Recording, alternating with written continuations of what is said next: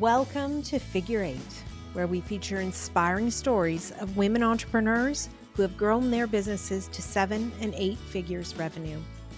If you're in the mix of growing a bigger business, these stories are for you. Join us as we explore where the tough spots are, how to overcome them, and how to prepare yourself for the next portion of the climb. I'm your host, Julie Ellis. I'm an author, entrepreneur, and a growth and leadership coach who co-founded, grew, and exited an 8-figure business. This led me to exploring why some women achieve great things. And that led to my book, Big Gorgeous Goals. Let's explore the systems, processes, and people that help us grow our businesses to new heights. If you're interested in growing your business, this podcast will help. Now, let's get going. Hello, and welcome to this episode of Figure Eight. Today, I'm delighted to be joined by Trena White. Trena is the co-founder and co-CEO of innovative book publishing firm Page Two, and they publish nonfiction books by leading experts. Page Two has several books they've published that have now sold over 1 million copies, and their books have been translated into dozens of languages around the world. Trena has been nominated for the RBC Women of Influence Trailblazer Award. And before launching Page Two, she was a publisher in the traditional publishing industry at one of Canada's largest independent book publisher and an editor at McClelland Stewart, which is now part of Penguin Random House. And she published my book. So I've known her for a long time. And I want to say welcome, Trena. Hi, Julie. Thanks so much for having me. So good to see you. Thank you. Oh, it's so good to see you. And I'm so glad that you agreed to come and chat about the publishing industry today, because I think that it's something that a lot of people don't know about. And it is a whole area and industry with so many experts in it. Mhm. And when I published my book, I had so much to learn. Yeah, it's my pleasure. Yeah. Tell me about how you came to start Page Two. Yeah, well, so my co-founder, Jesse Finkelstein, and I had both worked in traditional book publishing for many years each. And we actually were working in very senior leadership roles in what was then Canada's largest independent book publisher. And we weren't friends necessarily, but we really admired each other as colleagues. And then the company we were working for went through a hard financial time, entered creditor protection, and we both found ourselves unemployed. And we we were really debating, what next? Do we leave this industry? Do we start something new?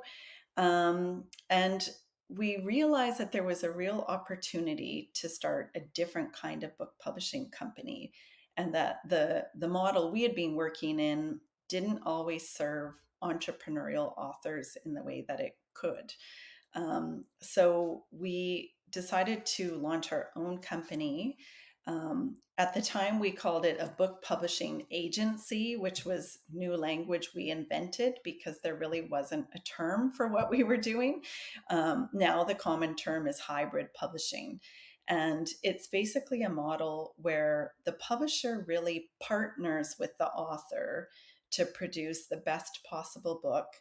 And in our case, an important focus for us is publishing books that are in alignment with the author's goals for themselves and for their businesses. So we started out, it was just the two of us, and now 10 years later we have a team of 22 people, and we publish about 60 books a year all over the world.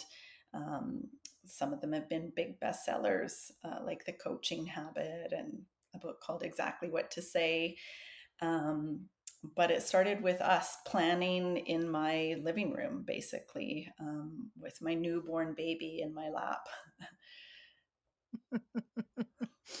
I feel like babies are a time when we start to think about why are things done that way? Yeah, What could I do differently? Or we see things a little bit differently. There's something about newborn babies and having ideas. yeah, it's true. And it was also just a realization that there were a lot of people who were interested in the new world of self-publishing at the time. Self-publishing was kind of exploding a decade ago. Um, and people who wanted to publish books their own way, to have a lot more creative control over it, a lot more say, to be heavily involved with the marketing and so on, the branding, but didn't want to just kind of get a book out there. They really wanted professional books that were well edited, well sold, well distributed, and all of those things.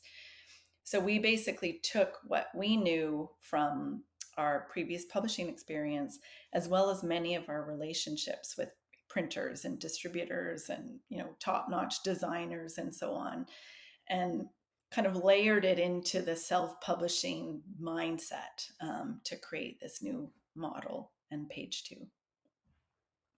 And in the beginning, a decade ago, you did a lot of explaining about what it Mhm. was. You said you made up the terms and you went. And so there's a lot of like selling that you're Yeah. doing by way of explanation to people, trying to get them on board with a new idea. There really was, trying to explain to people, and many of them were authors who, in some cases, they were authors who were with established publishing houses, and they were kind of interested in what we were doing and curious about it, but quite nervous about making that leap. And so we had to do a lot of education around the advantages of this type of publishing, having ownership of your IP, for instance, more involvement, higher earnings if the book performs well, those kinds of things. Um, but there was also a mindset that this type of publishing was it was a bit sort of taboo, or people really wanted the prestige of working with a long established traditional publisher. And one of the interesting things for us has been that over the last decade, that has changed significantly, where we now talk to people daily who have published with well established companies, multinational publishing companies, and have decided for various reasons that they're ready to make the change and take the leap. So they already understand the various types of publishing. They understand what a company like Page Two does. In most cases, they've heard about us through friends of theirs, so they already understand what Page Two does. And they come to us really, really interested in working with us. So we now actually turn down about probably 90 to 95% of the projects that come to us. So it's not quite the sales, process that it used to be. Wow. That's amazing. That is amazing. And I think it's a reflection of the quality of work that your team does in the production of the works that you do publish. Yeah, I would say we have a team that really sees themselves as craftspeople. They really, they are kind of masters in the craft of design or editing or whatever. And um, it's a very focused team that, just puts intense care into everything that they do. And I think that's actually one of the things that has created our reputation and allowed us to grow in the way that we have and to attract the kinds of authors that we do. Yeah. And so as the business has grown and have a bigger team and more people and all of the things that come with that, and there are many many good things about growing a business, but there are also things that are challenges. And I know you were telling me that you hired a COO not too long ago. What has that been like in terms of making that shift to other people being leaders in the company outside of just you Yeah. and Jesse? Yeah, it's sort of, when I look back over the last 11 years, I feel like we had a couple of major growth periods. And one was in maybe year three, when we were getting closer, you mentioned earlier, Julie, to the maybe $2 million mark. And that was a growth high growth period where we had to hire a whole bunch of people. And then over the last couple of years, there's been another shift where we were we had expanded enough that we really felt that it was too much for Jesse, my co-founder, and me to be as involved in leading each area of the company as it really needed. So what we did was we created a senior leadership team so that there's a director of each area of the company. So sales director, marketing, production, and so on. Um, and then we created a COO position. And so those leaders all report to the COO. And what that's done is, first of all, Jesse and I think, were roadblocks previously in many ways because, we're just two people. We couldn't possibly dig in the meaningful way to develop new programs and new processes and things like that in the way that we would have liked. So now we have the people on the ground who really know their areas doing that. And then with our COO, Gabby, she's actually somebody who's been with us almost from the very beginning of our company. So she was our very first intern, and we've only had 2 interns. So the joke is our internship program has a really great track record. We were so small when we first had Gabby in as an intern that we used to share a desk in this tiny little office.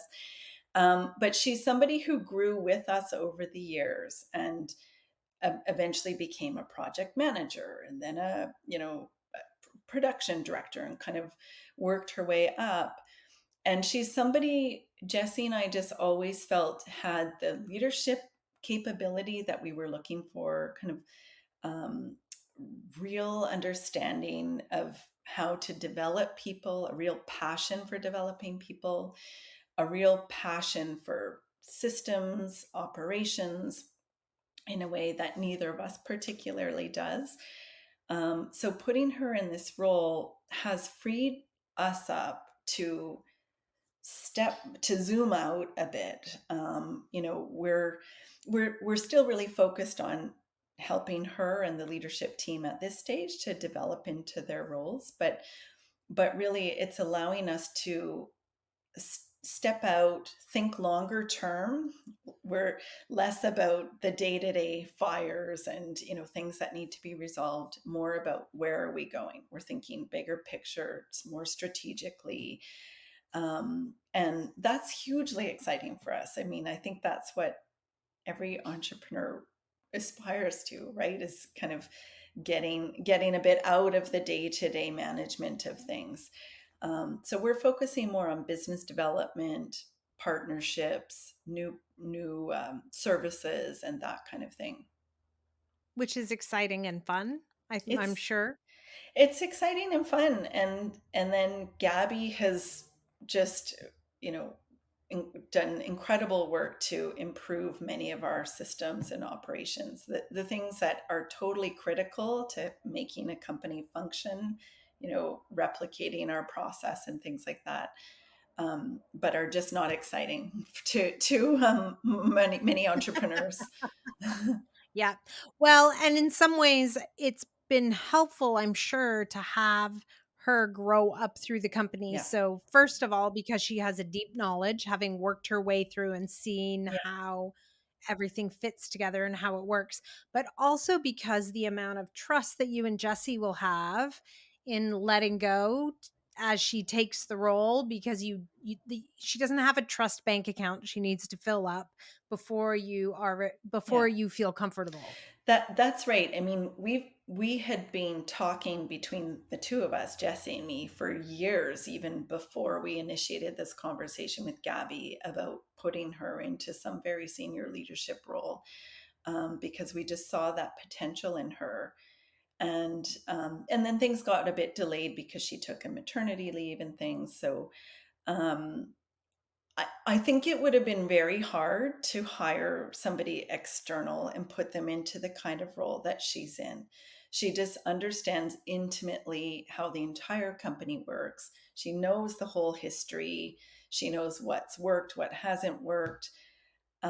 She has all kinds of relationships that, she has the trust of the team, and including longtime other senior team members who were quite happy to suddenly be reporting to her because they trusted her and had her confidence. So, yeah, it would have been hard, I think, to do that, to bring somebody in from the outside. And then our industry is also so, it's kind of, it requires such specialized knowledge in a way, um, that this was absolutely the right way to go for us. Yeah, and I mean overall the industry's small, in the like in terms of the pool of people you might want for a role like that. It is small, and the industry, we're based in Vancouver, although we also have several people in Toronto and we sell our books globally. Um, the industry in Vancouver is small too, and it does make a difference having somebody on the ground who we can be with in person. We're a hybrid company now, but um, the pool of kind of local candidates would be even smaller. Yeah. Yeah, and it is, I mean, those are some of the yeah, you're a hybrid company now. I think that's one of the sort of post-pandemic world challenges that a lot of us are facing. It's easy to be all in person, although it doesn't feel easy necessarily, but all in person or all virtual. At least it's an even way of managing and you can have a style. When you're hybrid, you have to be so careful about how communication flows and that the people in person don't know things. It's hard. It's a challenge for sure as a leader. It It really is. And a funny thing, Julie, is that I myself was actually a hybrid worker before the pandemic. And in the fall of 2019, I was featured in a Globe and Mail article as a remote CEO because that was such a rare thing at the time. Because I live in a rural community and then I would commute into our office a couple days a week. And back then, our company was small enough that some of my colleagues would set a laptop up in our office and I would just zoom in and they would be kind of in the background. So it was sort of like I was there. And then, of course, since then, everybody's working from home part of the time. Our team is about double the size it was in 5 years ago. So those kinds of ideas are not practical anymore. You do have to be really, really intentional about the flow of communication, making sure that everybody has the same information. And it's still a bit of a challenge, to be honest. I do find it to be. It's like there are more meetings than ever in a way because we're trying to fill the gap of those in-person conversations that we used to have. And even using tools like Slack and things don't quite replicate the kind of in-person creative interaction that we have. Mhm. Well, and it is probably a combination because if you say, if we think about 5 years ago, we're really talking about the period sort of just before the Hmm. pandemic to now. So there's been so much change. Hmm. But I think that, so there's this workplace change where you've gone from, to truly hybrid, from mostly in person to a truly hybrid environment, and also doubled your team. So there's like all these different forces from those two things that have kind of come together because once teams get up to a certain size, there's more HR, there's more human resources that's required. People have more questions, Yeah. you need more policies, you need more scaffolding and structure. Yes, you absolutely do, which was another reason for creating this COO position. And we also hired an external, sort of a fractional HR director, which has been incredibly helpful. She's helped us level up, our HR policies of all sorts, from employment agreements to, leave policies, all kinds of things. That's been really helpful. And again, if Jesse and I were to be doing all of this, just the two of us, it would just be way too much, given that we also need to be focused on business development. Yes. And so now you've got the freedom to focus on those Yeah, things. that's right. And how would you say that's changed your job? I would say it's well, I mean, one of the things that's been incredible is I feel it's made my job more creative, um, again. So, really to be able to think about new opportunities in a creative way, to get out of the weeds, really, for the team to have other people to go to with all of their questions. That's made a big difference. I feel much happier personally, so I feel, it's increased my satisfaction as an entrepreneur significantly. And then it's also just allowed us to do more. So if I look at back, even at the last year of what we've accomplished as a team, it's really quite incredible. And there's just no way we could have done this without our leadership team. Right. I think that's so interesting because I do think there's this, we all go in bright and shiny with our eyes sparkling as we start businesses because we have these great ideas or we see a need. But then is this like messy middle part where you're like, am I really good at this? How did this become part of my job? Mhm, Do I really want this? Like, mhm. do I want all these people reporting to me or all of these operation and systems Yeah. things or, whatever it is that isn't kind of in our true gifts that we brought to the Mhm. table. And so it's really encouraging to hear that you've gotten back to that. It is. It's really, really incredible. And I remember when we first launched Page Two, we set up this sort of informal advisory board. And one of the people on that board said to us, the thing you need to keep in mind as you grow your company is you need to document everything. You need to really establish your process and your systems, because that's what someone ultimately will want to buy. And that's what's going to help you scale your company efficiently. And I remember at the time thinking, I didn't really know what she meant. Yep. And now I do. And let me tell you, it's so much harder to go back and kind of reverse engineer, in a way. If we had really slowed down and documented everything we did along the way, it would have made the growth, I think, easier in some ways. Um, Mhm. yeah, It's one of those interesting things where I know we had a lot of conversations at Mabel's Labels as it was growing about, so this process or this system isn't scaling with us anymore. We're out of band, it's reached the limit. yeah. So, how far do we go in terms of like, you have this thing where you want the heavy hammer, like you want something that will do it all, but in truth, you be equally unhappy with that because it's not going to do the job for you either. Like it is this process of how do you get, 3 or 5 more years out and then, and hopefully you can do things with enough longevity to get to those next milestones without breaking them. But I think it's hard because you do have this, you want everything, but really the business can't handle everything at that point. So you've Yeah. got to also figure out how to integrate, bite off the right size pieces, so to speak. It's true, and you're right. I mean, it is also a process of constantly reevaluating. So what's broken, what no longer makes sense given the size we're at now, where we can't just, and we're not all in the same room, so we can't just lean over and say, "Hey, this thing is happening," right? How do you, have this build the scaffolding, as you say, to grow with the company?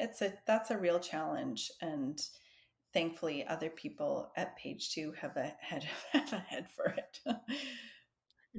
That is, and it is great because, yeah, when you get stuck doing work that doesn't like isn't in your kind of zone of genius, it's very draining and very hard to be excited about the rest of the work. Yeah, that's right. Yeah, Jesse and I entered this year ready to start doing some long-term business planning, thinking about where are we going next? What are the new products or services that we want to be offering? And it's just so invigorating to be thinking that way. It's almost like a second chance at a startup phase in a way. Yeah, Yeah. Yeah, and thinking about, yeah, what other things could you bring to help the authors that you work with, exactly. sell more books and build bigger businesses themselves, right? Because it is like Yeah. this, it's part of that ecosystem, right? The authors, as you grow, you can take on authors that have bigger profiles, and in return, they can build even bigger profiles, and Yeah. everybody can kind of grow and blossom together, which I think is a really nice part about your business and what you're doing. Yeah.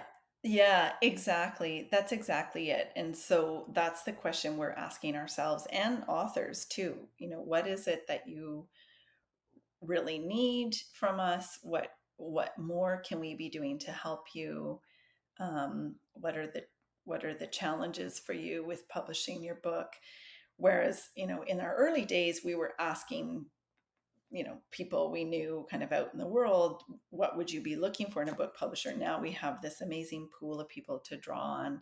And because we publish so many business books and also self-help books, we have this incredible brain trust of authors who really understand entrepreneurship, culture, all of these things that are so important, leadership. And so we get the most insightful input from them. And that's what we're using to shape the next phase of the company. Which I think is a really, having those real relationships with the people that are you're working with, I think is a real rarity today in business in a lot of cases. Mm-hmm. Yeah, maybe so. There are authors, there are clients, but I think it's part of our process and the way hybrid publishing ideally works. We see our job as facilitating an exchange of information between us and our authors. So they're bringing an understanding of their audience and their material and their IP. We're bringing an understanding of book publishing, and we merge those things to make the best possible book. But that merging can happen in all kinds of other ways. I mean, I have many authors I've built really quite close relationships with, and there's something about the length of the work we do with an author. It's usually 12 to 18 months we're working with them. The fact that the book is their baby, and it's like it has so much Yeah. importance to them and their companies. It's a very personal kind of process, and does lead to some quite authentic relationships. Yeah. Yeah, it's true. I think there's a vulnerability to it as you Hmm. launch your ideas out into the world in such a formal kind of way. Absolutely. Yeah, a lot of fears and anxieties that come along with that process. Yeah. Definitely.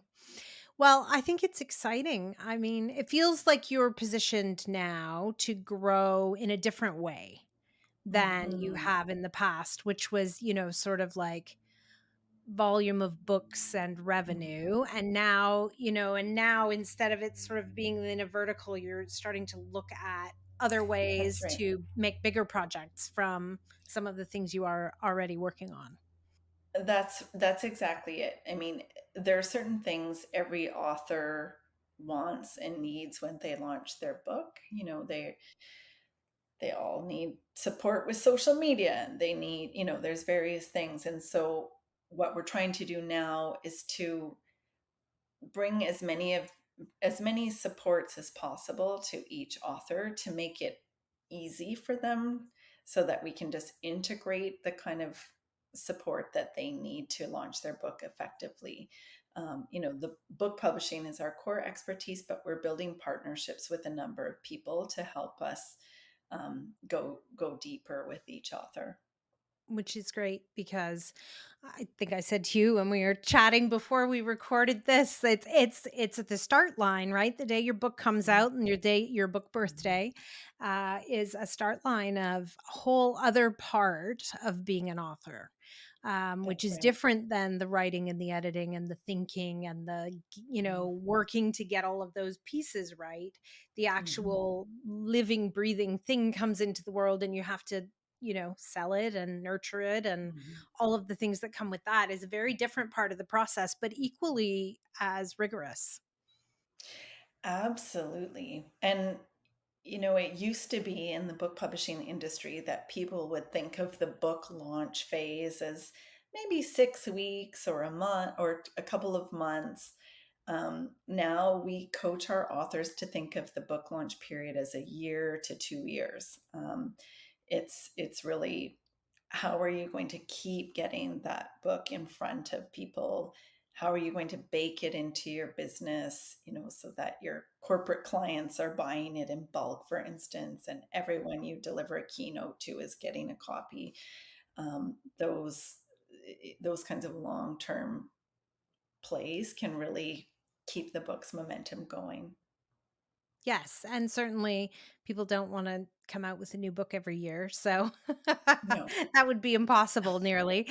So you do want to continue to see life out of the things that you create. Yeah, When you're on this exactly. side as the entrepreneur who's trying to put all your thoughts into something, you want something that will last as well. Yeah. Exactly. Yeah. Exactly. Yeah, and it is so interesting. I think even, you know, just I mean, a decade ago, who would have thought that Amazon would end up in being like such a huge force in book selling, and like so, and I imagine it's with the pace of change these days, it's going to continue to evolve, how people consume books and how they're sold and what, Yeah. Yeah, it's an industry that's constantly changing. I mean, uh, for people who come from sort of the digital marketing space, they sometimes find our industry kind of archaic in many ways, but it is constantly evolving. Audiobooks, for instance, now have really exploded. A lot of people prefer to listen to their books rather than to actually read them. Print on demand is now a really critical part of book publishing.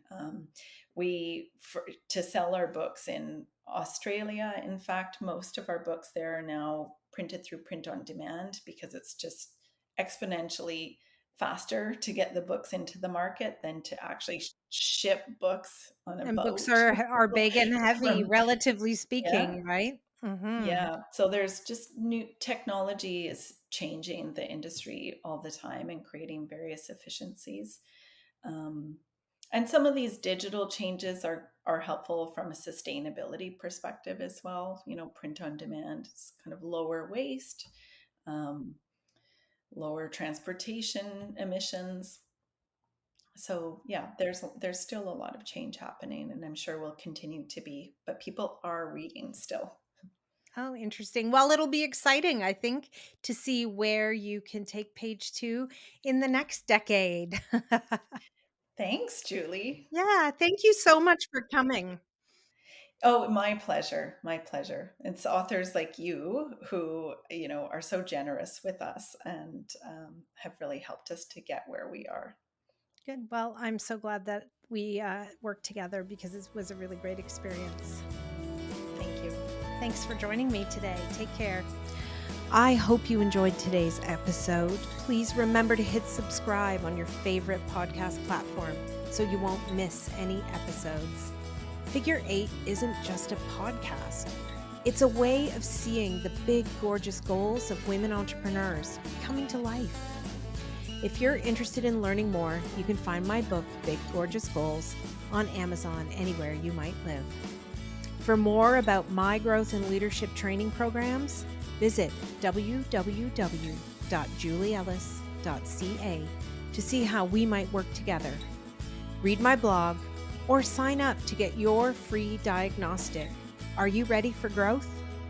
Once again, that's www.julieellis.ca. When we work together, we all win. See you again soon for another episode of Figure 8.